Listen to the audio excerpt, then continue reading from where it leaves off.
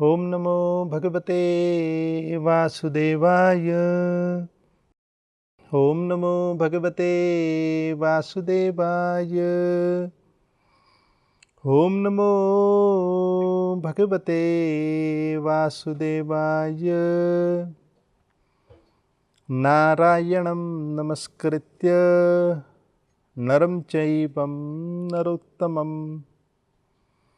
देवीं सरस्वतीं व्यासं ततो जयामुदीरये। नष्टप्रायेषु अभद्रेषु नित्यं भागवत सेवया भगवती उत्तमा श्लोके भक्तिराभवती नैष्टिकी। नमो विष्णुपादाय कृष्णप्रेष्ठाय भूतले श्रीमते भक्तिवेदांत स्वामीति नामिने। नमस्ते सारस्वते देवे गौरवाणी प्रचारिणे निर्विशेष शून्यवादी पाश्चात्य देशतारिणे। जय श्री कृष्ण चैतन्य प्रभु नित्यानंद श्री अद्वैत गदाधर श्रीवासादि श्री गौर भक्त वृंद। हरे कृष्ण कृष्ण कृष्ण हरे हरे, हरे राम राम राम हरे हरे, हरे कृष्ण कृष्ण कृष्ण हरे हरे, हरे राम राम राम हरे हरे, हरे कृष्ण कृष्ण कृष्ण हरे हरे, हरे राम राम राम हरे हरे। उपस्थित समस्त दर्शकों को हम हार्दिक स्वागत करते हैं आज के हमारे इस रुक्मणी स्वयंवर के द्वितीय दिवस पर। श्रीमद् भागवत जो भगवान के विभिन्न कथाओं से परिपूर्ण हैं, वैसे श्रीमद् भागवत के एक प्रसंग को भी यदि किसी ने ध्यानचित रखते हुए अध्ययन करते हैं तो वर्णन करते हैं कि उनके जन्म जन्मांतर के जितने भी दुख शोक है वे तमाम प्रकार से वे निवृत्ति प्राप्त करते हैं। भले ही भगवान की कथा भक्तगण कितने बार भी क्यों ना सुन लें। यहाँ पर परीक्षित महाराज सुखदेव गोस्वामी के मुखारबिंद से कथा श्रवण कर रहे हैं। हालांकि परीक्षित महाराज ने इसके पहले भी कई बार रुक्मणी स्वयंवर की कथा श्रवण किए थे, मगर तथापि सुखदेव गोस्वामी के समक्ष बैठकर वे भगवान की कथाओं को श्रवण करने की अति तीव्र लालसा जगा रहे हैं। वे कहते हैं भगवान की जो कथा जो है नित्य नूतना अर्थात वे जो भगवान की जो कथा जो है वे कभी पुरानी लगती ही नहीं। जितने बार भगवान की कथा श्रवण किया जाए उतना ही उसमें नवयौवनम च भगवान का एक नवीन रस प्राप्त होता है। ऐसे भगवान की कथा है। इस कथा के विषय में जो परीक्षित महाराज ने जो जिज्ञासा व्यक्त की है उसी जिज्ञासा को सुखदेव गोस्वामी अब समाधान करते हुए इनके विषय में वे संक्षेप में तो भगवान की कथा श्रवण कराए, मगर परीक्षित महाराज चाहते थे कि विस्तृत रूप में श्रवण किया जाए। इसीलिए सुखदेव गोस्वामी ने कथा को आरंभ किए कि भीष्मक नाम के राजा जो वैदर्भी प्रांत के राज शासन को चला रहे थे, उन्हें 5 पुत्र हुआ और अंतिम जो पुत्री हुई, ऐसे 6 संतानों की चर्चा हुई और सबका एक विशेष यहाँ पर गुण देखा जाए, सभी का नाम रुक कर नाम कर संबोधित किया। तो वर्णन करते हैं, रुक्म बाहुर रुक्मी, रुक्म बाहुर रुक्म केश, रुक्म माली और रुक्म अर्थ, रुक्म रथ और अंत में रुक्मणी। तो ये जो यहाँ पर रुक जो शब्द जो है, इस रुक शब्द से पता लगता है रुक्त यानी कि सोना और भीष्मक यानी कि समुंदर। तो समुंदर से उत्पन्न कौन हुए? श्री लक्ष्मी जी। वैसे श्री लक्ष्मी जी का आगमन हुआ समुंदर से, अर्थात वही लक्ष्मी जो सोने के रूप में, दूसरे उनका नाम सोना है, वही लक्ष्मी का, वैसे ही लक्ष्मी भीष्मक के परिवार से उनका जन्म हुआ। इसके विषय में हमने पिछले ही छत्र पर श्रवण किए थे। वैसे भगवान के कथाओं गान के विषय में यहाँ पर रुक्मणी श्रवण करते हुए वे इतनी भगवान के प्रति इतनी वे मदमस्त हो गई, तन मैंने सदृशम पतिम। उन्होंने निर्णय ले लिया कि मेरे जीवन में कोई यदि पतिदेव कोई है तो वो केवल एकमेव मेरे पतिदेव, वो है श्री कृष्ण। तो ये विचार उत्पन्न कैसे हुआ माता रुक्मणी के मन में? हालांकि रुक्मणी ने कभी अपने जीवन में कृष्ण को कभी देखा ही नहीं थे, जीवन में कभी उन्होंने कृष्ण का संपर्क हुआ ही नहीं। केवल भगवान श्री कृष्ण की कथा सुनकर माता रुक्मणी बावरी हो गई। अब वे रुक्मणी देवी जिन्होंने कृष्ण को न देखकर भी कृष्ण से प्रेम किए, अर्थात हमारे लिए कृष्ण का दर्शन से ज़्यादा श्रेष्ठ है कृष्ण की कथा। वैसे तो जीवन में यदि कृष्ण के अवतरण के समय पर यदि गौर करें, सभी लोगों ने अपने जीवन में कृष्ण का दर्शन किए थे। यहाँ तक कि दुर्योधन, शकुनी, कर्ण, कंस इत्यादि सभी लोगों ने कृष्ण को देखे थे, मगर कदाचित उनके मन में कृष्ण के प्रति स्नेह की भावना नहीं जगी। इसलिए भगवान हमारे आँखों का विषय हो ये जरूरी नहीं है, मगर भगवान हमारे कर्ण का विषय हो ये निश्चित रूप में हमारे लिए अनिवार्य है। तो भगवान की कथा ही सबका उद्धार करती है। अब देखिए, प्रत्यक्ष रूप में तो भगवान ने गिनो चुनों को तो उद्धार किया ही है, जैसे कंस का, जैसे शिशुपाल का, और यहाँ तक कि पूतना का, यहाँ तक कि रणभूमि में, रणांगन में कितने सेनागण जब मर रहे थे तब उस समय उन्होंने कृष्ण का दर्शन कर कर देह छोड़े तो उनको सद्गति प्राप्त हुआ ही। मगर इन्हें गिनती के रूप में तो हम भले ही इसे अपने उंगलियों में गिन सकते हैं, मगर भगवान की कथा के आधार पर अनगिनतों का उद्धार हुआ है। भगवान की कथा इतनी श्रेष्ठ है, स्वयं भगवान से भी अति श्रेष्ठ भगवान की कथा को दिया गया है, जो कि भगवान ने गिने चुनों का उद्धार किया, मगर भगवान की कथाओं ने करोड़ों का उद्धार किया। और आगे जाकर ये सिलसिला इसी प्रकार चलता जा रहा है। अर्थात भगवान से बड़ा भगवान का नाम।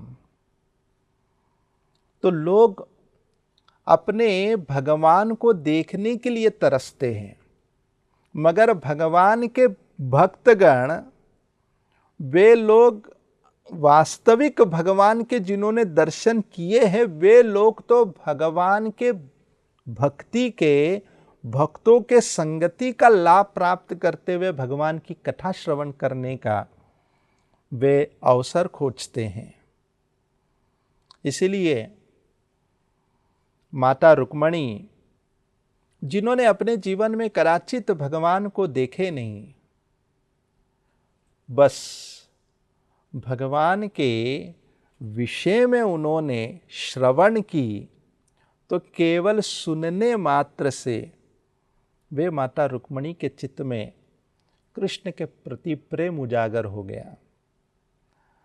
इसलिए माता रुक्मणी ने यह निर्णय ले लिया, तन मैंने सदृशम पति, मेरे जीवन में कोई मेरा पति बनेगा तो कृष्ण ही बनेगा और कोई नहीं बनेगा। इस प्रकार माता रुक्मणी कृष्ण को अपने मन ही मन में उन्होंने पति के रूप में स्वीकार ली थी। ऐसे यहाँ पर माता रुक्मणी के विवाह की चर्चा चल रही थी, तो माता रुक्मणी ने ये कहा कि मुझे कोई पसंद है तो वो है कृष्ण।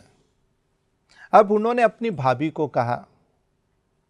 भाभी ने आगे जाकर माता पिता और इस प्रकार कहते कहते पूरे राज दरबार में ये समाचार फैल गया था कि रुक्मणी को कृष्ण पसंद है और कृष्ण से ही विवाह करना चाहते हैं। मगर यहाँ पर शिशुपाल थोड़ा भी इस बात से सहमत नहीं थे, क्योंकि शिशुपाल चाहता था कि मैं रुक्मणी के साथ विवाह करूं। और ऐसे नहीं कि शिशुपाल के मन में रुक्मणी के प्रति स्नेह नहीं था, वे भी प्रेम करते थे रुक्मणी से, मगर उनके प्रेम करने का अंदाजा कुछ भिन्न था। यहाँ पर शिशुपाल का मित्र रुक्मी, वे जानते थे कि यदि मैं अपनी बहन का विवाह शिशुपाल से कर दूं, तब तो फिर मेरा पहुंच ऊंचे लोगों के साथ हो जाएगा, मेरा उठना बैठना बड़ों के साथ हो जाएगा। और ये शिशुपाल, जरासंध, शैल्य राजा, ये सभी जितने भी लोग हैं, सब बड़े बड़े हस्ती हैं। वास्तविकता में उस समय के द्वापर युग के समय पर ये जितने भी लोगों का जो वर्णन आता है, ये सब द्वापर युग के सबसे बड़े खलनायक थे, सब डॉन थे। और उनके साथ यहाँ पर शिशुपाल के साथ यहाँ पर रुक्मी भी जुड़ गया था। तो रुक्मिणी ने यह विचार घट रूप में उन्होंने इस विचार को बांध के अपने कंठ में बांध दिया था कि मेरे जीवन में मेरा कोई जीजाजी बनेगा तो शिशुपाल ही बनेगा। मगर यहाँ पर रुक्मिणी, वे रुक्मिणी देवी भी कम नहीं थी, वे रुक्मिणी देवी भी बड़ी जिद्दी थी कि मैं भी अपने जिद्दी को पूरी तरह करके रहूंगी। इसलिए रुक्मिणी देवी के विषय में वर्णन करते हैं कि रुक्मिणी देवी आगे जाकर उन्होंने किस प्रकार के कदम बढ़ाए, क्योंकि उनके मन में तो वासुदेव ही सर्वस्व थे। अब भगवान के प्रति कोई प्रेम करता है तो होता क्या है, ये यथा माम प्रपद्यन्ते ताम तथैव भजाम्यहम्। तो जो जैसे प्रेम करता है वैसा भगवान उसको उसी प्रकार उनको आशीर्वचन भी प्रदान करते हैं, उसी प्रकार भगवान भी उनके समक्ष प्रकट होते हैं। जो दुष्टगण भगवान से वैरी रखते तो भगवान उनके सामने काल रूप में प्रकट होते। जो व्यक्ति भक्त के रूप में भगवान के शरणागत होते हैं, भगवान उनके समक्ष श्याम सुंदर के रूप में प्रकट होते हैं। तो वे भगवान जैसे लोग उनके सामने आते हैं तो वे वैसे उनके समक्ष अपने आप को प्रकट करते हैं। तो रुक्मणी देवी के चित्त में कृष्ण के प्रति प्रेम और कृष्ण को ही उन्होंने पति मान लिए थे। तो अब कृष्ण के मन में रुक्मणी देवी के प्रति क्या विचार था, तो वे क्या कहते हैं, तो वे कहते हैं कि जिस क्षण जब रुक्मणी देवी जब अपने जीवन में कृष्ण को ही एकमैव पति के रूप में माने, तो यहाँ पर भगवान श्री कृष्ण वे भी रुक्मणी देवी को अपना सर्वस्व मानते हुए उन्हें स्वीकार लिए। तो क्या कहते हैं, तम बुद्धि लक्षणा उदारत रूपशील गुणाश्रम कृष्ण च सदृशम भार्यम सम उद्भवम मनोदधे। तम बुद्धि लक्षणा उदार। तो यहाँ रुक्मणी देवी के गुणों का चर्चा किया गया है। तो रुक्मणी देवी ने तो कृष्ण के रूप, गुण, लीला, ऐश्वर्य के विषय में उन्होंने श्रवण किए कि वे गोकुलवासी भगवान के श्याम सुंदर रूप बड़ी मनमोहक है। वे भगवान जो मथुरा में कंस इत्यादि असुरों को वध करके बड़े वीरवान हैं। वे भगवंत जो द्वारिका में जिनके अंदर अनेक प्रकार के दिव्य गुण हैं, और ऐसे द्वारिकावासी वे कृष्ण वे अति गुणवान हैं, जिनके पास किसी भी प्रकार के ऐश्वर्य की कमी नहीं है। वैसे भगवंत के विषय में यहाँ पर रुक्मणी देवी तो सुन तो ली थी, अब कृष्ण ने भी रुक्मणी के विषय में कुछ जानकारी प्राप्त की है। अब यहाँ पर कृष्ण को कैसे खबर हुआ, वे तो जानते हैं, सबके चित्त में वे तो विद्यमान हैं।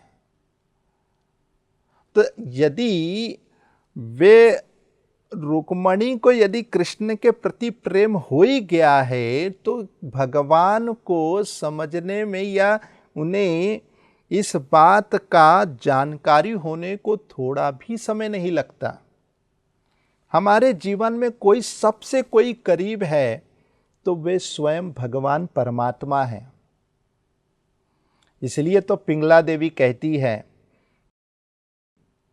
संतम समीपे रमणम रति पदम। वे कहती हैं कि जीव के सबसे कोई करीब है, संतम समीपे रमणम रति पदम, और वे रमते हुए वे भगवंत आत्मा राम वो ही सबसे ज्यादा हमारे करीब है। तो भगवान के सामने कोई भी बात छुपती नहीं। तो भगवान को पहले ही खबर हो गया कि रुक्मणी देवी उनके प्रति कितनी स्नेह करती है। इसलिए तम बुद्धि, यहाँ पर रुक्मणी देवी के बुद्धि के विषय में कहा गया है कि उनकी क्या बुद्धिमता थी। भगवान कृष्ण ने रुक्मणी के बुद्धि को सराहना की है। बड़ा उत्तम बुद्धि है रुक्मणी देवी का, जो कि हम इनके विषय में श्रवण करेंगे, आगे जाके चर्चा आती है। वे ही रुक्मणी माता जब कृष्ण को जब बुलाती हैं तो वे कहती है, ध्यान रखना, जो आप मुझे जब लेने के लिए आओगे तो मेरे भवन के भीतर मत आना। देवी के मंदिर में, भगवती मंदिर के समक्ष ही आना, क्योंकि वे जानती थी कृष्ण जब आ ही रहे हैं तो मुझे हरण करने आएंगे तो बहुत सारे रोक टोक होंगे। यदि बहुत सारे रोक टोक होंगे तो रुक्मणी नहीं चाहती थी कि भवन के अंदर किसी भी प्रकार का खून खराबा हो। उन्होंने तो रणांगना, तो उन्होंने भगवती मंदिर, भगवती आश्रय को ही, भगवती के चौखट पर ही उन्होंने कृष्ण को आमंत्रण किए थे कि उसी दिशा पर आना, क्योंकि वे जानती थी आगे के जो भी कुछ होगा भगवती आगे देख लेगी। तो बड़ी बुद्धिमता थी और बड़ी कुशलता पूर्वक उन्होंने बताए कृष्ण को किस प्रकार आपको आना है, जिनकी चर्चा आएगी। तो वाकई माता रुक्मणी वे कम बुद्धिमान व्यक्ति नहीं थी, काफ़ी बुद्धिमता थी उसमें। और आगे क्या कहते, उदार्य, तो वे उदार हृदय की थी। ऐसे उदार हृदय की थी, ऐसे बताया जाता है कि रुक्मणी देवी के बाद जो दूसरी पत्नी हुई वे थी जामवती। तो रुक्मणी देवी के बाद दूसरी पत्नी के विषय में जामवती के विषय में कहा गया है। अब जामवती जो थी वे तो अब एक जामुवन की पुत्री होने के कारण स्वाभाविक उनके उठने बैठने का रंग ढंग भी उसी प्रकार वनों के समान था, मगर वो सारी शिक्षाओं को एक महल में रहकर एक पटरानी का जो तौर तरीका जो है माता रुक्मणी ने ही जामवती को सिखाया। अब अक्सर होता यूं है कि जब भी कोई हमारे बराबरी में कोई आता है तो निश्चित रूप में व्यक्ति उनके प्रति वैरी भावना जगाता है कि कहीं ये हमारे साथ स्पर्धा कर कर हमसे आगे ना चले जाए। भौतिक जगत में यही सिलसिला देखा गया है कि यदि कोई ऑफिस में भी कोई नया स्टाफ आया तो उसे सिखाते ही नहीं है, क्योंकि वे जानते यदि इसे सिखा दिए तो हमारा भी डिमांड कम हो जाएगा। तो भौतिक जगतों में ये परिस्थिति क्यों है? क्योंकि उनके अंदर आपसी ईर्ष्या की भावना है। मगर यहाँ पर रुक्मणी देवी के उदार हृदय के विषय में चर्चा की गई है कि उन्होंने अपने जितनी भी कलाएं हैं, जितनी भी तौर तरीके हैं, सारे शिष्टाचार उन्होंने जामवती को सिखाने में एक कसर नहीं छोड़ी। ये था रुक्मणी के उदार हृदय के विषय में चर्चा। और क्या कहते हैं रूप, अब रूप के विषय में क्या कहा जाए। रुक्मणी के रूप इतनी सुंदर थे कि वे ही रुक्मणी कोई और नहीं, लक्ष्मी जी के ही विस्तृत स्वरूप हैं। वैसे तो जितनी भी गोपियां हैं सभी कुछ श्रीमती राधा रानी का ही विस्तार है। यहाँ तक कि जो द्वारिका में जो रुक्मणी है उसी को कहते हैं जो वृंदावन में जो श्रीमती राधा रानी है वही राधा रानी द्वारिका में रुक्मणी के रूप में है। तो एक तरफ उन्होंने प्रेमिका के रस को प्राप्त किए, दूसरे तरफ उन्होंने भार्या के रस को प्राप्त किए। इस तरह रुक्मणी देवी वे श्रीमती राधा रानी हैं, अर्थात उनके रूप का तो क्या कहना, बड़ी सुंदर दिखती थी। और इतना ही नहीं, साथ में कृष्ण ने ये भी देखा कि रुक्मणी के अंदर शील गुण था। शील गुण, अब ये शील गुण ऐसे हैं, शील गुणाश्रय, गुणाश्रय। शील गुण यदि किसी के अंदर है तो तमाम अच्छे गुण उसके अंदर अपने आप समा जाते हैं। तो यदि किसी के विषय में कह दिया जाए कि ये बुद्धिमान है, ये सुंदर है, तो ये सब कहेंगे तो ये केवल गिनती के रूप में है। यदि हमने शील गुण कह दिया तो शील गुण कह दिए तो उसमें तमाम गुण अपने आप आ जाते हैं। फिर अलग से बुद्धिमान, सुंदर और कुशलता, ये जितने भी गुण हैं वे तो सब शील गुण के ही अंदर आते हैं।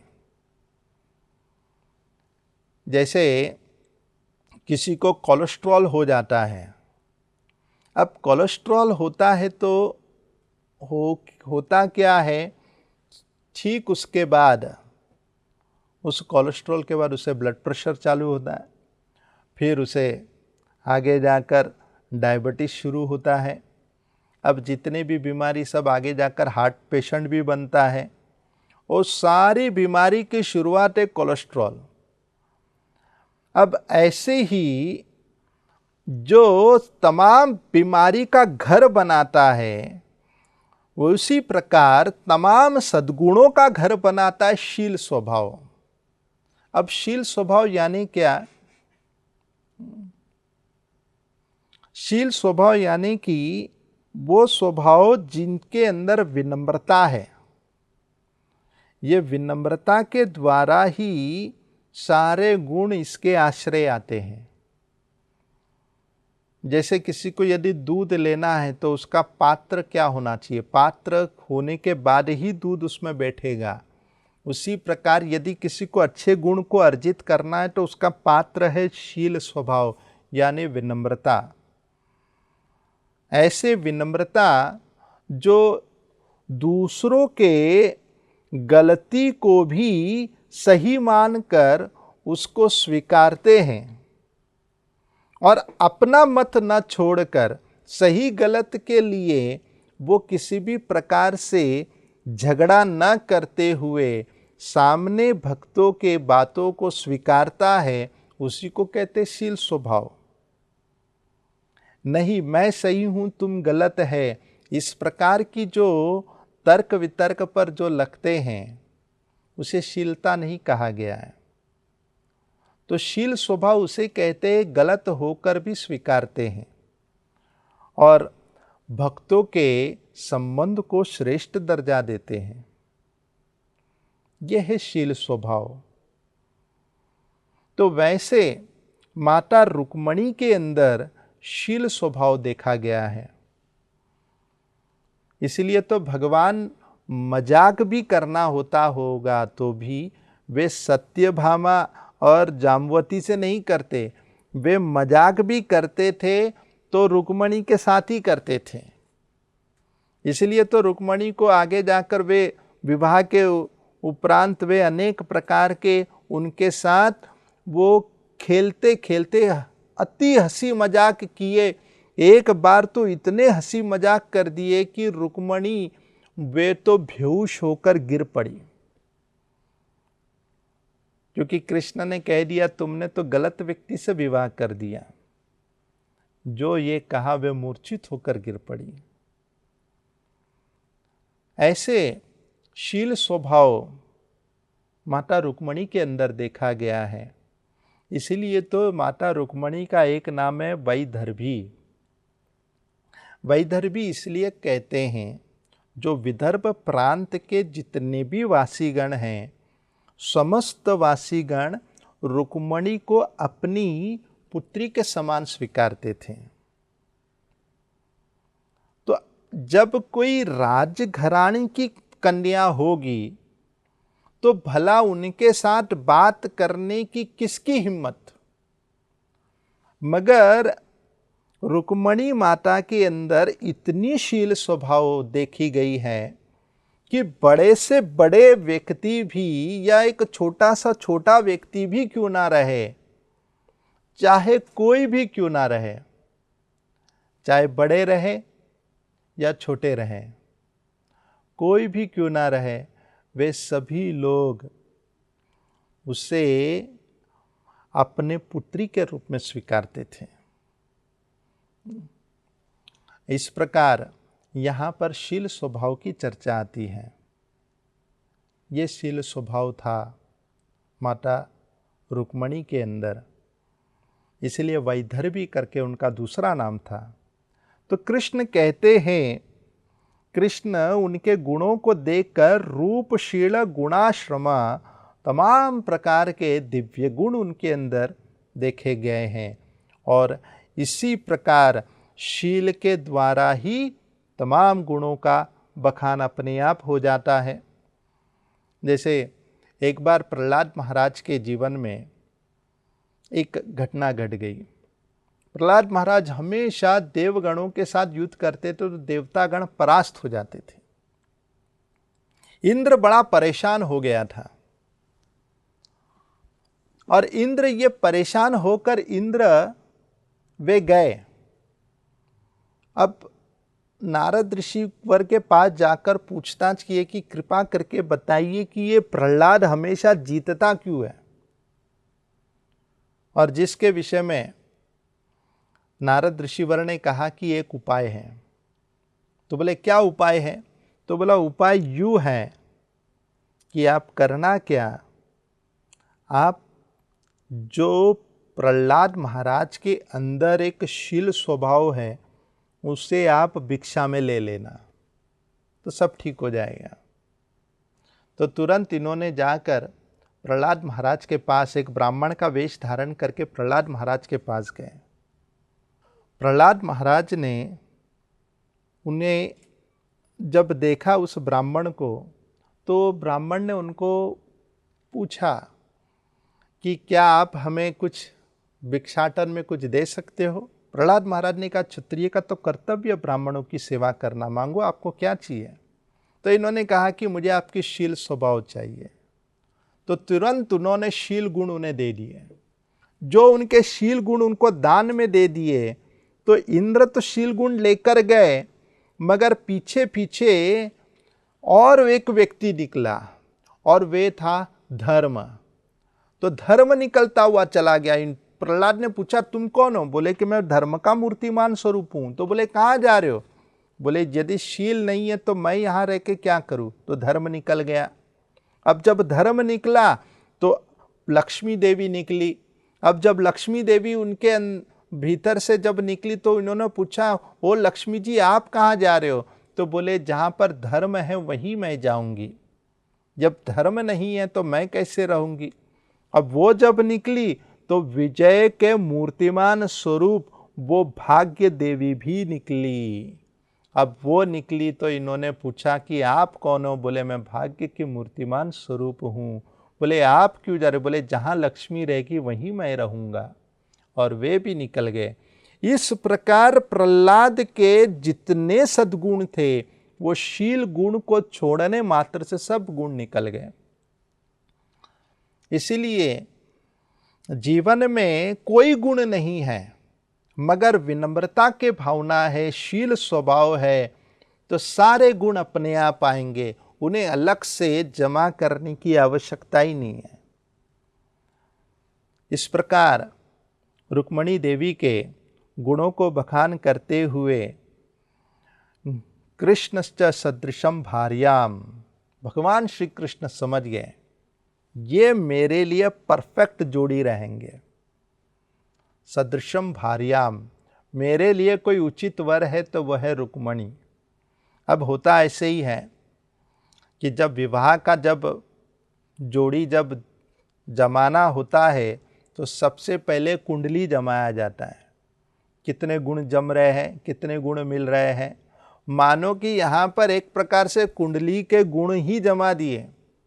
कृष्ण के अंदर जो अच्छे गुण थे वे ही गुण रुक्मणी के अंदर भी देखा गया है।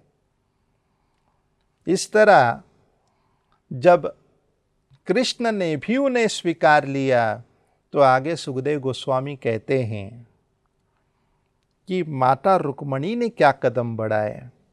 तो कहते हैं बंधुनाम इच्छताम धातुम, उन्होंने तो अपने तमाम बंधुओं को तो ये संदेश दे दिया कि मैं कृष्ण से विवाह करना चाहती हूँ।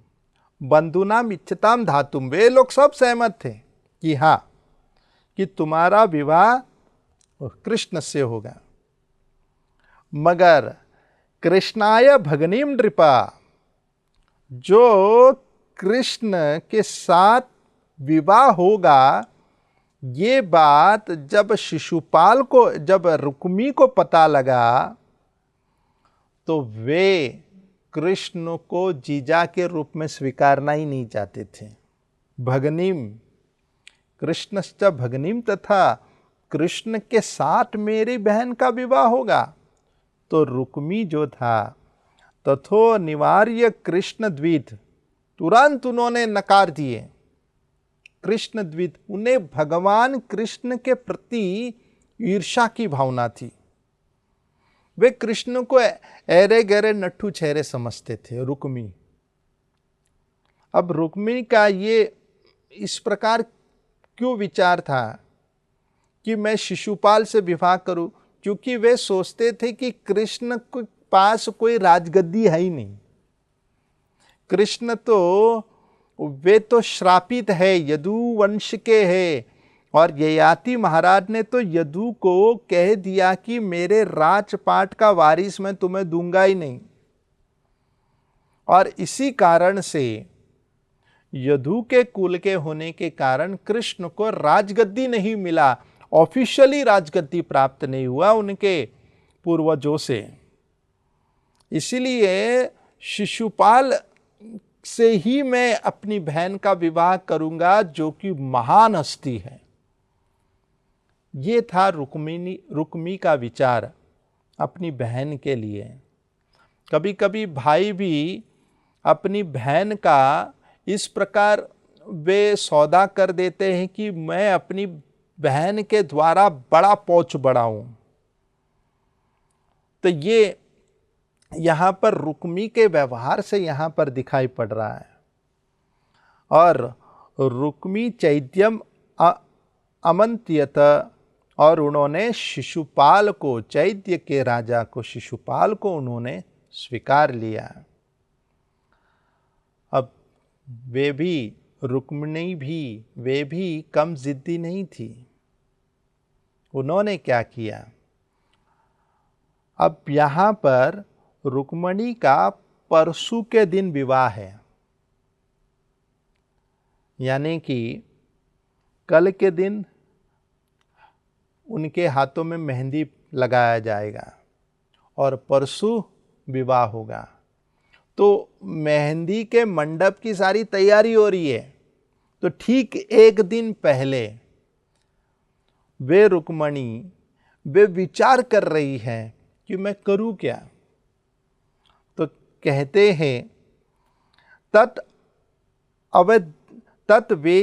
तत्वेत्या आसिता पांगी वैदर्भी दुर्मणा भृशाम। तो कहते आसिता पांगी, यहां पर रुक्मिणी को आसिता पांगी कहा गया है कि वे रुक्मिणी आसिता पांगी वैदर्भी दुर्मणा भृशाम, वे बड़ी गंभीरता पूर्वक विचार में थी। तो ये आसिता पांगी का अर्थ क्या है?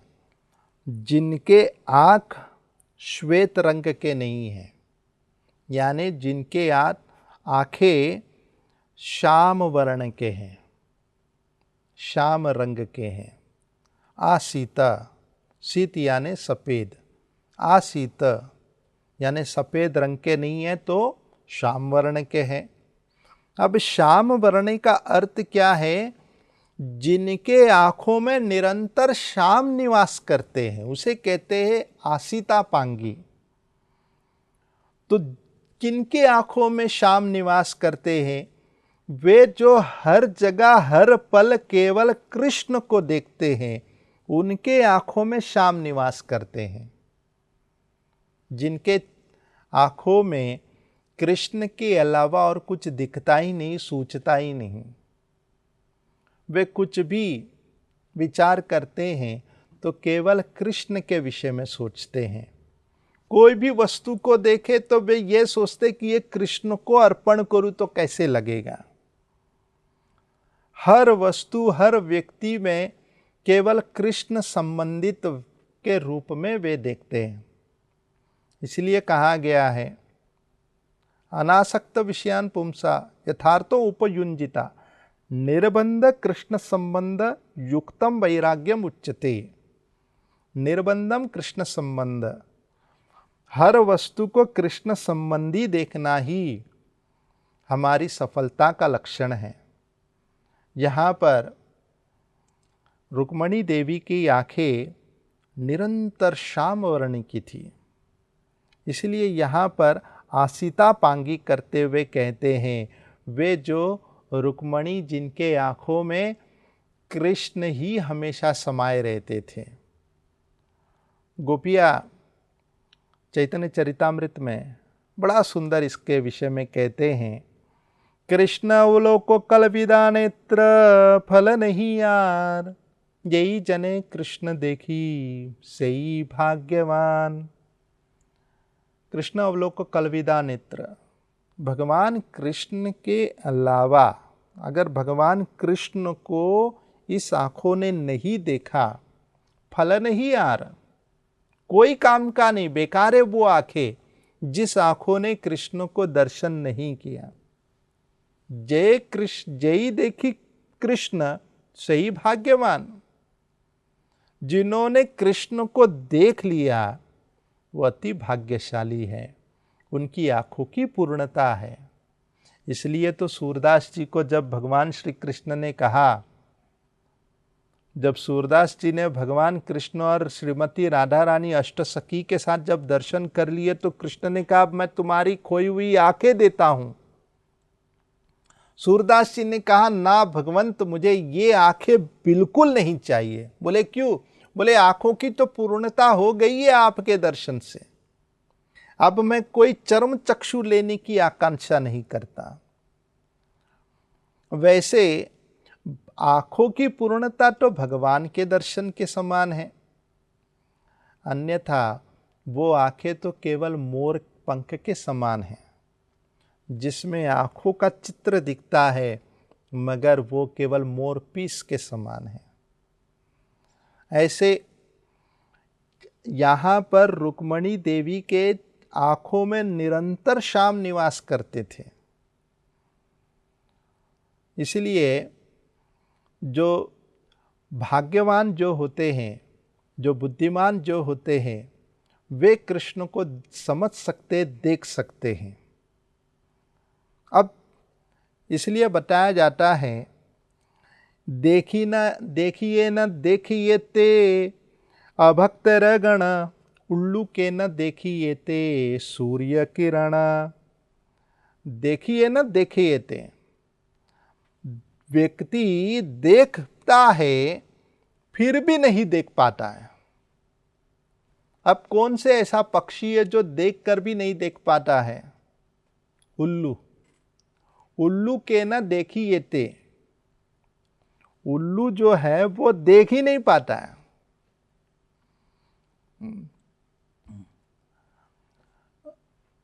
उल्लू जो है वो देख ही नहीं पाता है। क्या नहीं देख पाता है? सूर्य यदि सामने भी आ गया तो भी नहीं देख पाता है। उल्लू कहेगा कि कहाँ सूरज, बताओ। उल्लू को तो सूरज दिखता ही नहीं है।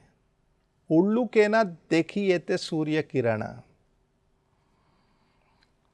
वैसे ही अभक्तर जन जो है वे कृष्ण को देख ही नहीं पाते, लेकिन भगवान के भक्तगण भगवान को देख पाते हैं। जैसे रुक्मणी ने कृष्ण को देखे।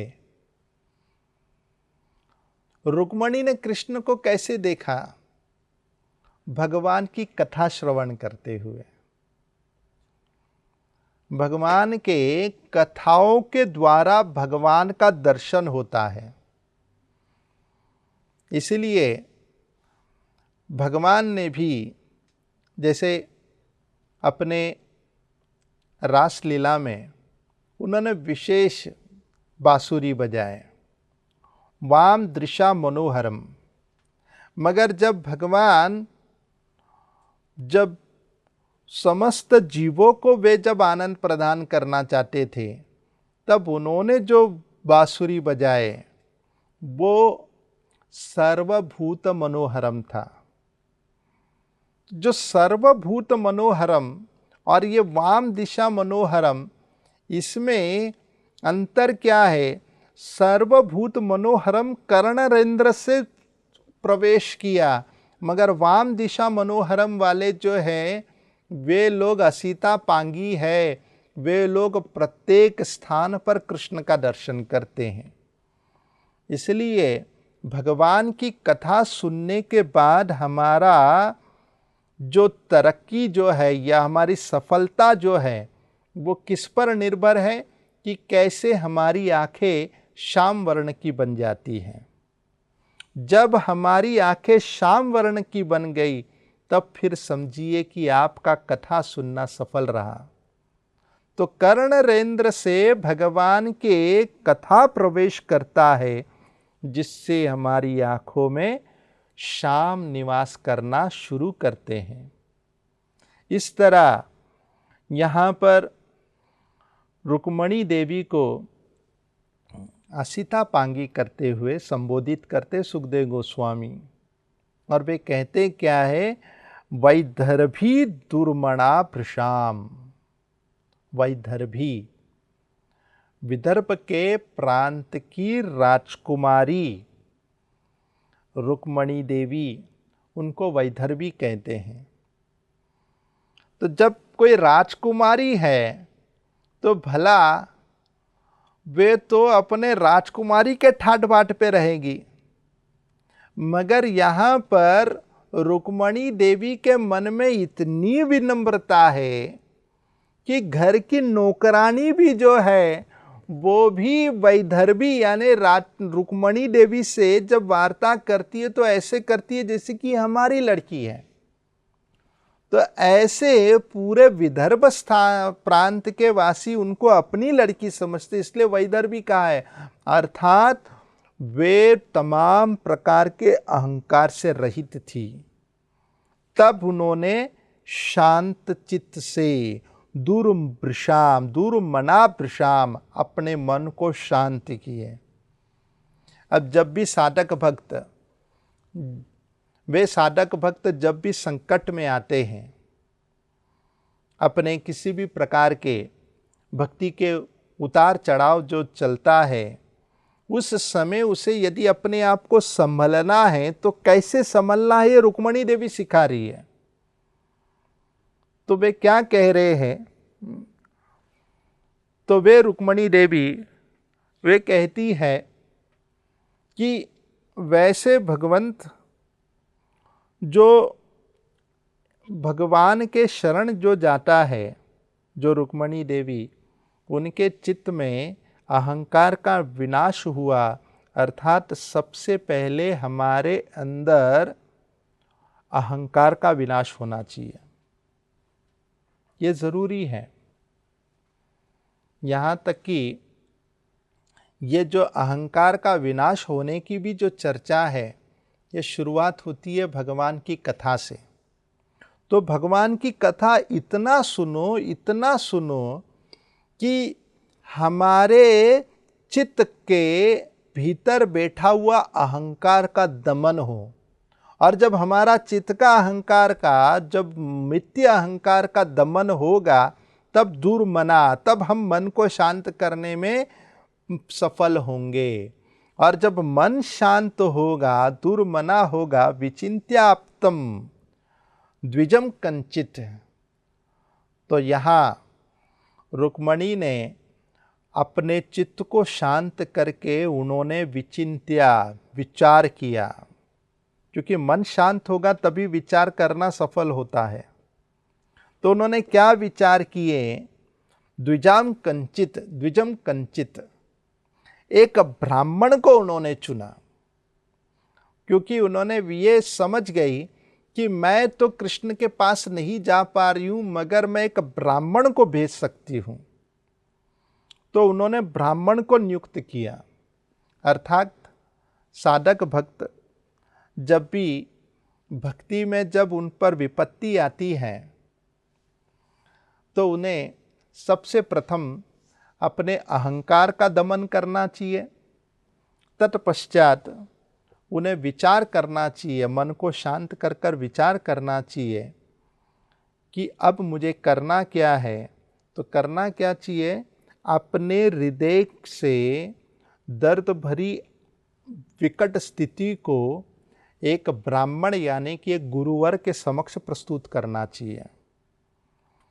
जब हम अपने गुरुवर को अपनी समस्याओं को व्यक्त करते हैं तो वही गुरुवर आगे जाकर भगवान को वो संदेश पहुंचाते हैं। इसीलिए यहाँ पर रुक्मणी देवी ने उन्होंने अपने संदेश को ब्राह्मण देव को सुनाए और ब्राह्मण देव को सुनाए। और वे भी ब्राह्मण देव कौन, तो कहते हैं द्विजम कंचित आप्तम यानी कि जो निष्काम भाव में है, बिना कोई स्वार्थ का, जो निष्काम भाव से जो कथा कर रहे हैं, जो निष्काम भाव से भगवान के शरण जाते हैं, वैसे व्यक्ति ही वास्तविक एक योग्य व्यक्ति है जिनके पास हम अपनी समस्याओं को प्रस्तुत कर सकते हैं। तो यहाँ पर आप्तम जो शब्द है अति महत्वपूर्ण है। रुक्मणी देवी ने आप्तम ऐसे निष्काम भाव वाले ब्राह्मण को चुनी और उनको चुनकर उन्होंने अपना प्रेम संदेश दिया। अपने हृदय की आर्तनाद पूर्वक जो व्यथा है उन्होंने उस पत्र पर लिखकर उस ब्राह्मण को प्रस्तुत किए। तो गुरु का काम क्या होता है, गुरु का कार्य होता है शिष्य से उनकी व्यथा सुने और शिष्य को कृष्ण की कथा सुनाए और भगवान से भगवान की कथा सुने और भगवान को अपने शिष्य की व्यथा सुनाए। तो ये जो बीच के जो मीडिएटर जो है वे गुरु जी, वे ही शिष्य को भगवान के साथ जोड़ते हैं। इसीलिए यहाँ पर रुक्मणी देवी ने ब्राह्मण देव को चुनी जो निष्काम भाव से बिना कोई स्वार्थता रखा हुआ। तो वैसे ब्राह्मण यदि वे स्वार्थ भाव रखते हैं तो भी व्यक्ति के लिए घातक होता है, फिर उसकी पहुंच आगे तक बढ़ नहीं पाती आध्यात्मिक जीवन में, जो स्वार्थ में ही खत्म हो जाता है। मगर यहाँ इस प्रकार कृष्णाय प्रहितो द्रुतम, और इस प्रकार उन्होंने कृष्ण के पास ये संदेश पहुंचाने के लिए माता रुक्मणी ने इस पत्र को भेजे। अब वही पत्र को लेकर ब्राह्मण देव निकल पड़े। तो आगे वर्णन आता है कि वे ब्राह्मण देव तो निकले, यहाँ पर अब परसों विवाह है तो ये आज रात्रि वो निकले बिना कोई देरी किए, रातों रात वो निकले।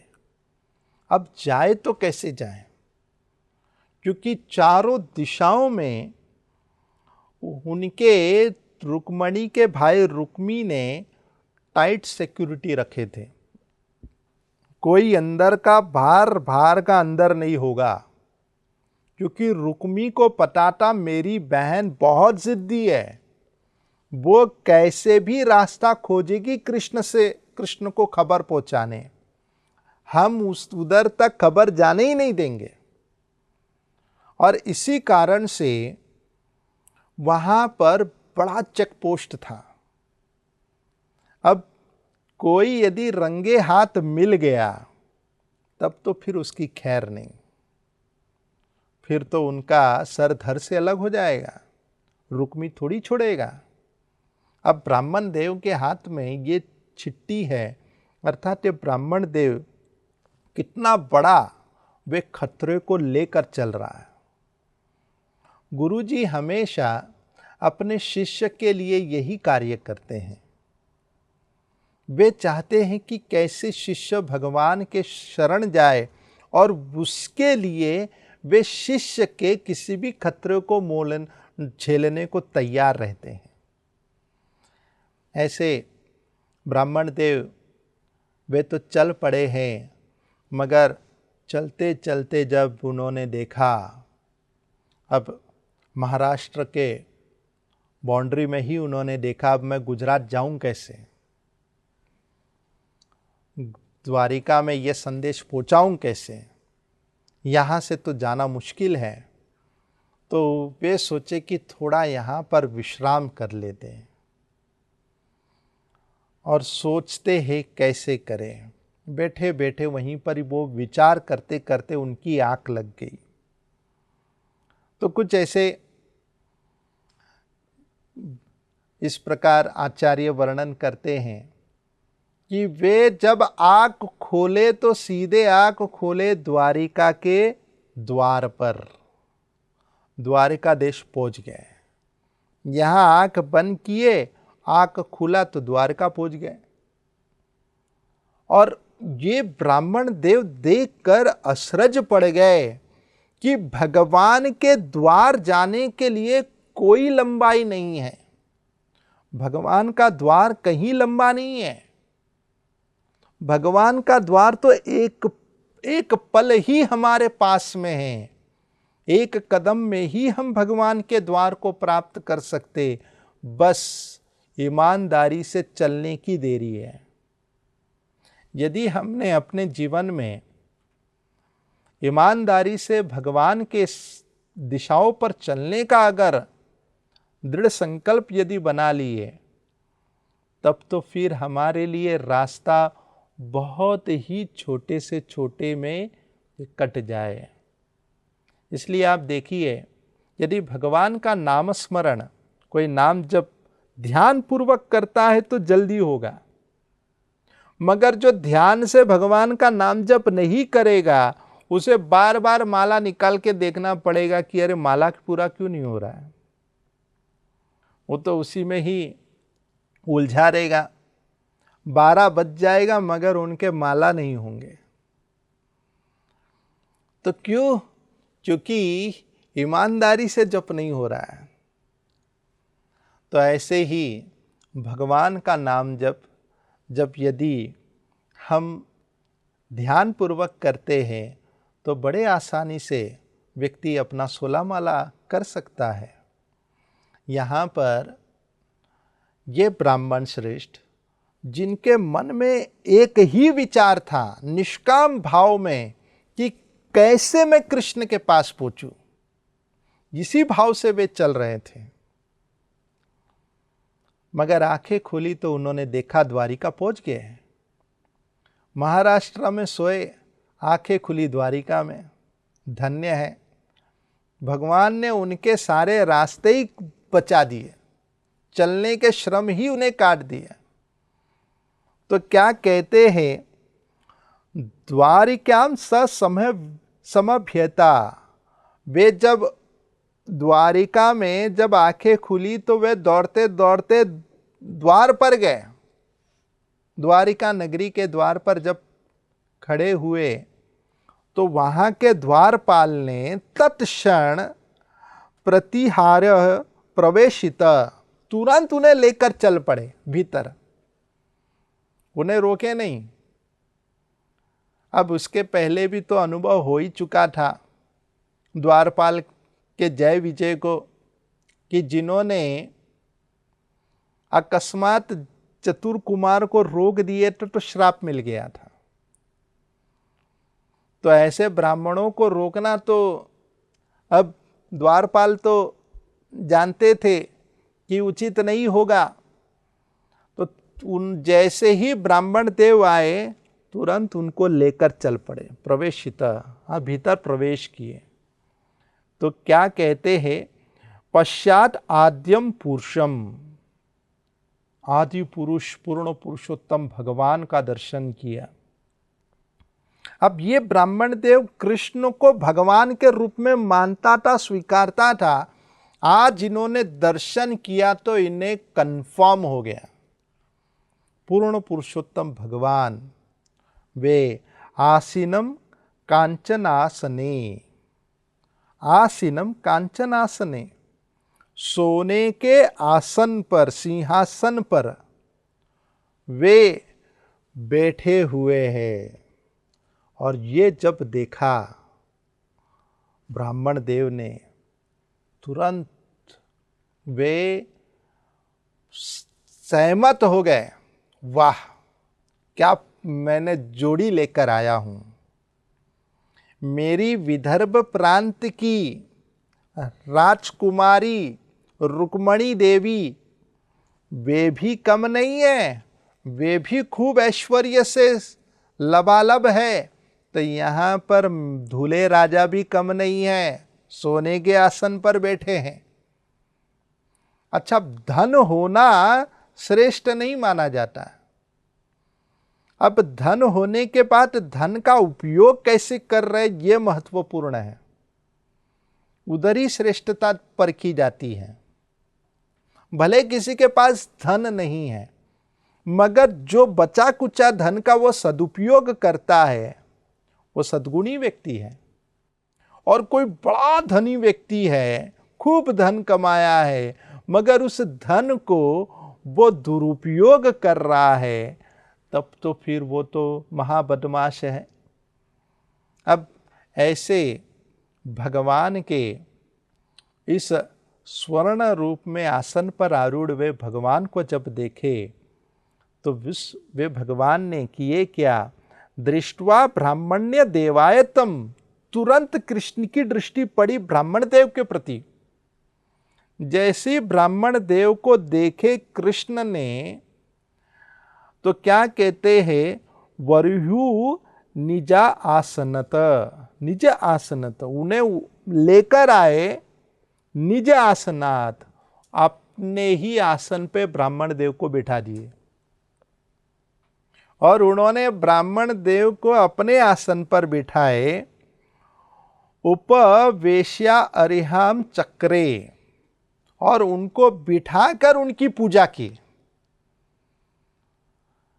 अब पूजा कैसे की, तो कहते हैं यथा आत्मना दिवो क्षया, जिस प्रकार कृष्ण की पूजा देवतागण, स्वर्ग के देवतागण कृष्ण की पूजा करते हैं, वैसे कृष्ण ने ब्राह्मण की पूजा की। क्या हमें कितना सुंदर हमें शिक्षा प्रदान कर रहे वे भगवंत, जो त्रिलोकीनाथ है, जिसे पूरे संसार जिनको पूजनीय मानते हैं, वे भगवंत ब्राह्मण की पूजा कर रहे हैं। और वो भी अपने आसन पर बिठाकर। अब तो यहां पर ब्राह्मण देव तो मान गए कि हाँ, यही मेरे होने वाला दामाद होगा। अब उन्होंने स्वीकार लिया कि देखो, धन ही इनके पास श्रेष्ठ नहीं है, धन का उपयोग करना भी इनके पास श्रेष्ठ गुण है। और इस प्रकार तम भुक्त्वम विस्त्रातम, और उनको उनकी पूजा करने के बाद, उनके स्नान इत्यादि का व्यवस्था करने के बाद उनको भोजन की व्यवस्था की। और उनको भोजन की व्यवस्था किए। पाणी नाम अभीरमरम पादो, उनको अच्छी तरह भोजन खिलाने के बाद विश्राम करने के लिए उन्हें अवसर प्रदान किए। और साथ में वे जब विश्राम करने गए, तो भगवान ने क्या किए, अभिमृशाम पादो, उनके चरण दबाने लगे। वे भगवान अपने कोमल हाथों से, जो मक्खन के समान कोमल कोमल हाथों से, वे आज ब्राह्मण देव के चरण दबा रहे हैं। अब यहाँ पर ब्राह्मण देव के नामों के विषय में कहीं पर भी जिक्र नहीं हुआ। ब्राह्मण देव का नाम क्या है, यहाँ तक कि सुखदेव गोस्वामी ने भी इस नाम को उन्होंने व्यक्त नहीं किए। क्यों नहीं किए? क्योंकि ये राज वाली बात चल रही है और ये राज की बात है कि वो ब्राह्मण कौन है। तो वो राज की बात रुक्मणी देवी राज रखना चाहती थी। इसी कारण से सुखदेव गोस्वामी भी रुक्मणी देवी की मनोभावनाओं के अनुरूप वे भी कथा कर रहे, तो उन्होंने भी यहां पर ब्राह्मण देव का नाम व्यक्त किया ही नहीं, मगर वही रुक्मणी देवी ने तो नहीं कहा, सुखदेव गोस्वामी ने भी नहीं कहा, मगर गोपाल चंपू में तो इसके विषय में वर्णन किए हैं।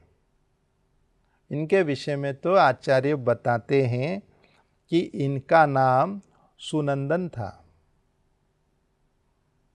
तो सुनंदन जो इनका नाम इस ब्राह्मण का, जिनके चरण दबा रहे थे भगवान वासुदेव, जब उनके चरण दबा रहे थे तो चरण दबाते हुए भगवान ने ब्राह्मण देव से पूछे कि आपका नाम क्या है। इन्होंने कहा सुनंदन। सुनते ही भगवान और खुशी से चरण दबाने लगे, वाह वाह, फिर तो अपनी खूब जमेगी। ब्राह्मण देव ने कहा कैसे जमेगी? बोले देखो, तुम सुनंदन, मैं नंदनंदन, तो हो गया ना, दोनों का नाम एक जैसे, तो हमारी खूब जमेगी। अब भगवान जैसे तैसे करके उस ब्राह्मण के चित्त में कोई संकोच ना रहे, किसी भी प्रकार से भगवान से वार्तालाप करने के लिए वो किसी भी तरीके से वो कुछ अपने मन को छुपा कर ना रख पाए, अपने दिल खोल कर मुझसे, अपने हृदय को खोल कर मुझसे बात करे।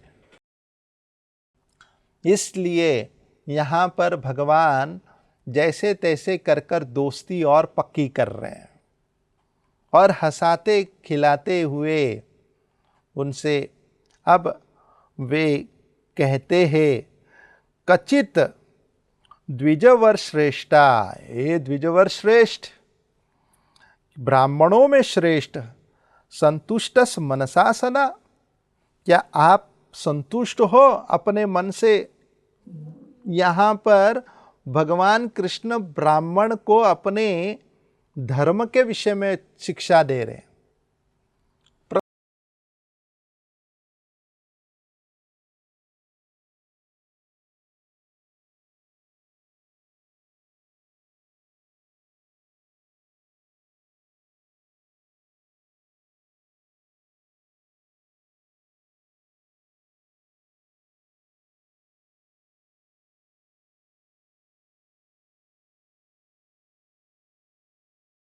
क्या खिला काम दुख, अशा खिला काम दुख, उनके जीवन में जितने भी उनकी मनोकामना है वो पूरी हो जाती है। काम दुख यानी कि उनको एक कामधेनु गाय के समान ये संतुष्टि जो गुण है, वो कामधेनु गाय के समान जो भी इच्छा करते वो मिल जाता है।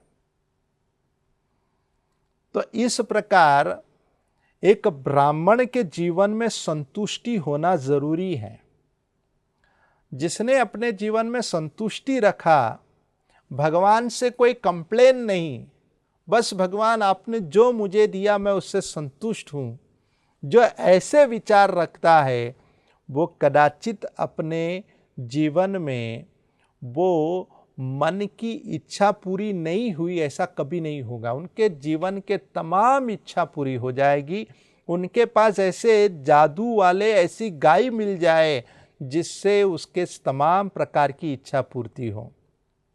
इस प्रकार यहाँ पर काम दुख करते हुए कहते हैं, अकिंचनो अपि संतुष्ट सेत सर्व अंग विजर्वह। वे कह रहे हैं कि जिसने संतुष्टि प्राप्त कर लिया है वे हमेशा शांत चित्तपूर्वक सोता है, मगर जिसके मन में संतुष्टि नहीं है उनके लिए तो सोना भी हराम हो जाता है, सो भी नहीं पाते वे। अब सबसे सरल बात क्या है? सबसे सरल चीज एक चीज कर सकते हैं, वो क्या है? सोना। अब सोने से बढ़कर क्या सरल चीज होगा।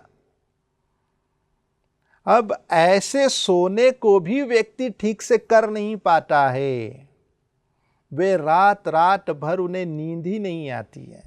अब चैन की नींद कौन सोता है? जो संतुष्ट है। जो असंतुष्ट है वो व्यक्ति कभी चैन की नींद सो ही नहीं पाएगा। इसलिए जीवन में यदि पाप के बोझ जब बढ़ जाते हैं तो व्यक्ति का नींद हराम हो जाता है, व्यक्ति ठीक से सो नहीं पाते हैं। ऐसे साधुना भूत सुहृदमा निरंकार कारिणम शांतम, वे कहने लगे कि जो साधु सर्वभूत सुहृद, तमाम जीवों के सुहृद है, निरहंकारम, और अपने चित्त में तमाम प्रकार के अहंकार को जिन्होंने परित्याग कर दिया, वो साधु समस्त जीव को अपना मानता है, सबके प्रति दया की भावना रखता है, वैसा व्यक्ति भगवान कहते हो मेरे लिए अति प्रिय है, वो ब्राह्मण मेरे लिए अति प्रिय है। और क्या कहते हैं, कश्चित व कुशलम ब्राह्मण राजतो यश ही प्रजा। क्या आपके राज्य में सभी लोग संतुष्ट हैं? कहते हैं वो राजा, जिस राजा के राज्य में प्रजागण संतुष्ट रहते, खुश रहते हैं, वैसे राजा सुखम वसंती विषय पालयमाना समय प्रिया, वो राजा मेरे लिए अति प्रिय है। अब भगवान यहाँ पर इनडायरेक्टली कह क्या रहे हैं? वे प्रकोष्ठ रूप में ये कह रहे हैं कि मुझे ससुर जी पसंद आ गया है, मैं ससुर जी के लिए कहा, यानी भीष्मक प्रांत के समस्त रहवासी, अब ये ब्राह्मण वहीं से है, यदि ये ब्राह्मण उस राज्य में संतुष्ट है तो फिर राजा से भी भगवान प्रसन्न है। और इस तरह यतस्त्वाम आगत दुर्गम किम कार्यम कार्यवामिते, तो आप इतने दुर्गताम, आप इतने लंबी यात्रा कर कर आए, और भगवान ये कहकर वो और अच्छी तरीके से उनके चरण दबा रहे हैं, और दबाते हुए वे कह रहे हैं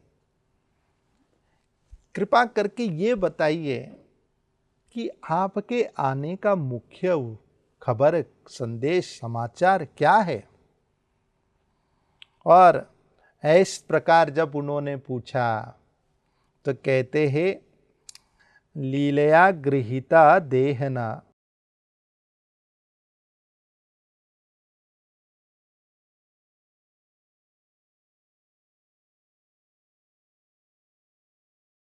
खेल है। लीलया गृहीत देहना, वे जो भगवान जो केवल अपने लीला करते हुए वे इस प्रकार मुझसे प्रश्न रखे हैं, और तुरंत ही इस ब्राह्मण देव ने तुरंत उन्होंने उस पत्र को उनके हवाले कर दिए। रुक्मणी देवी ने तुम्हारे लिए पत्र भेजा है। अब ब्राह्मण देव के इस पत्र को देखकर भगवान ने ये देखा कि वो पूरी तरह सील पैक था।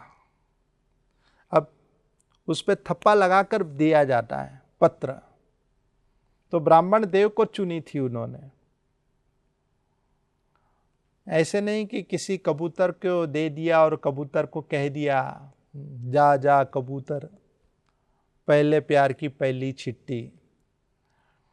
तो यहाँ पर ये वार्ता नहीं हो रही है, ब्राह्मण देव को दिया गया है। ब्राह्मण देव जो सही ठिकाने पर जाएंगे। आज के तारीख में ऐसे कबूतर को यदि चिट्ठी बना कर दे तो कबूतर ही बेचारा भौखला जाएगा, कौन सा पहला प्यार, कौन सी पहली चिट्ठी, वही नहीं समझ पाएगा, वही घूमता फिरता वापस आ जाएगा, क्योंकि उसे पता ही नहीं मिलेगा बराबर। तो ऐसे यहाँ जो ब्राह्मण देव वे एक उपयुक्त व्यक्ति, जो एक प्रामाणिक है, जिन्होंने संदेश जाकर दिए। तो यहाँ पर भगवान ने क्या देखा, इस ब्राह्मण देव ने बड़े चतुराई पूर्वक इन्होंने ये लेकर आए, बड़े ईमानदारी से, बिना कोई इसमें संशय रखते हुए हम इस पत्र को पढ़ सकते हैं। भगवान तो उनके इस प्रकार की ईमानदारी से, वफादारी से प्रसन्न थे। अब अक्सर क्या होता है, हम दूसरों के पत्र, दूसरों के मैसेज पढ़ने के लिए कुछ ज़्यादा ही रुचि लेते, दूसरों के जीवन के हालचाल के विषय में देखने की, किसका समाचार क्या हो रहा है। उतनी रुचि तो भगवत गीता पढ़ने के श्लोक में भी नहीं होगा। भगवत गीता के श्लोक पढ़ने में भी इतना आलसपन रहता है, मगर किसका मैसेज किसको क्या मिला है वो पढ़ने के लिए बड़े बेकरार रहते हैं। तो ऐसे जो रुचि, जो अन्य लोगों के विषय में सुनने के लिए जो बेकरारी रहती है, वैसी बेकरारी यदि भगवत गीता में पढ़ना हो गया, समझो बेड़ा पार है। वैसे यहाँ पर ब्राह्मण देव वे जानते थे, जो चिट्ठी मेरे लिए नहीं है मैं नहीं पढ़ूंगा, इसे वासुदेव ही पढ़ेंगे। इसलिए उन्होंने उस चिट्ठी को वासुदेव को ही दिए। अब वासुदेव ने, उन्होंने पहले तो पूछा कि क्या हालचाल हो रहा है। तो ब्राह्मण देव जिन्होंने ये कहा, उन्होंने ये कहा कि जो रुक्मणी देवी, जिनका विवाह होने जा रहा है शिशुपाल के साथ, और वे नहीं चाहती है ये विवाह, वे आपसे विवाह करना चाहती है, तो आज के दिन अब मेहंदी का जो मेहंदी की तैयारी हो रही है, उनके हाथों में मेहंदी लगाया जा रहा है, कल उनका विवाह है। सुनते ही, अब आगे के पीछे के बैकग्राउंड को जानने के बाद भगवान कृष्ण ने कहा, ठीक है, पत्र तुम खोलो और पढ़ो। ब्राह्मण श्रेष्ठ सोच में पड़ गए, मैं पत्र पढ़ूं? तो कृष्ण ने पत्र खोल कर दिया, बोले ठीक है मैं खोल कर देता हूं, तुम पढ़ो, मैं सुनता हूं। क्योंकि कृष्ण जैसे ही उन्होंने उस पत्र को हाथ में लिया, रुक्मणी देवी ने भेजा है, सुनते ही कृष्ण के आंखों से झरझर आंसू गिरना शुरू हो गया। और इतने प्रेमावेश में वे भगवंत उस पत्र के भाव में इतने खो गए थे कि वे जानते थे कि अब मैं पत्र पढ़ने के योग्य में नहीं हूं, अब मुझसे पत्र पढ़ा नहीं जाएगा, क्योंकि आंखों से इतने आंसू गिर रहे हैं, तो मैं पत्र पढ़ूं या आंसू पोंछूं। अब इसको ऐसे भी व्याख्या करते हैं कि कृष्ण ने यह विचार किया कि यदि मैं इस पत्र को खोलकर पढ़ूंगा तो मेरे आंखों के जो आंसू जब उस पत्र के लिखावटी पर गिरेगा तो वो सारी लिखावटी मिट जाएगी। इसलिए कृष्ण पत्र पढ़ना नहीं चाहते थे। तो कृष्ण ने उस पत्र को ब्राह्मण श्रेष्ठ को ही दिया कि तुम ही इस पत्र को पढ़ो, मैं सुनूंगा। अब होता ऐसे ही, जो विवाह जो होता है, उस विवाह में ब्राह्मण ही तो मंत्र फूंकता है, दूल्हा दुल्हन बैठकर सुनते हैं। मानो कि यहां पर इसी प्रकार ब्राह्मण को पाठ में बिठा दिए हैं। अब ऐसे ब्राह्मण देव से उन्होंने याचना की कि तुम पत्र पढ़ो, हम श्रवण करेंगे। वे भगवंत आज यहां पर रुक्मणी देवी के एक पत्र को लेकर वे गदगद हो गए। भगवान भगवत गीता में भी कहते हैं, पत्रम पुष्पम फलम तोयम, मुझे एक पत्ता दो। अब एक पत्ता दो, एक फल दो, एक फूल दो और जल दो, सब में उन्होंने एक वचन लगाए हैं। तो ये जो पत्रम यानी कि क्या, रोज हमें भगवान के दिए हुए पत्र को पढ़ना चाहिए। अब जो हम पढ़ते हैं ये भगवान का पत्र हमारे लिए है, तो हमें भगवान के पत्र को पढ़ना हमारा कर्तव्य बनता है।